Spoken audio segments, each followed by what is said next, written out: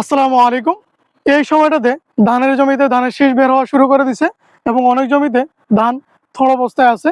এই সময়টাতে আমাদেরকে যে সতর্কতা অবলম্বন করতে হবে তা হচ্ছে ধানের জমিতে অবশ্যই পানি ধরে রাখতে হবে। যদি এই সময়টাতে আমরা আমাদের ধানের জমিতে পানি না রাখি, সেই অবস্থায় দেখা যাবে যে আমাদের ধানের জমিতে ধান ছিটা হওয়া শুরু করে দেবে এবং ছিটা হওয়ার সম্ভাবনা সবচেয়ে বেশি থাকবে।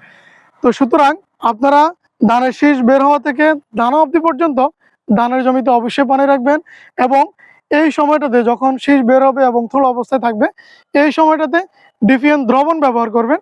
এই দ্রবণটি ব্যবহারের পরে আপনার জমিতে ধান রোগ প্রতিরোধ সম্পন্ন হয়ে উঠবে এবং রোগ বালাই কম আসবে। এই ডিফিএন দ্রবণ অর্থাৎ তৈরি করবেন কিভাবে? এতে 60 গ্রাম পটাশ সার নেবেন, 30 গ্রাম সালফার নেবেন এবং 3 গ্রাম সিলেটেড জিঙ্ক নেবেন। এটি 10 লিটার পানিতে মিক্স করে 5 শতক জমি হারে আপনার জমিতে স্প্রে করে দিবেন। এই পদক্ষেপগুলো যদি আপনি গ্রহণ করেন তাহলে আপনার ধান পুষ্ট থাকবে এবং চিটা থেকে আপনি আপনার ধানকে রক্ষা করতে পারবেন। অবশ্যই অন্যের প্রয়োজনে ভিডিওটি শেয়ার করে দিবেন।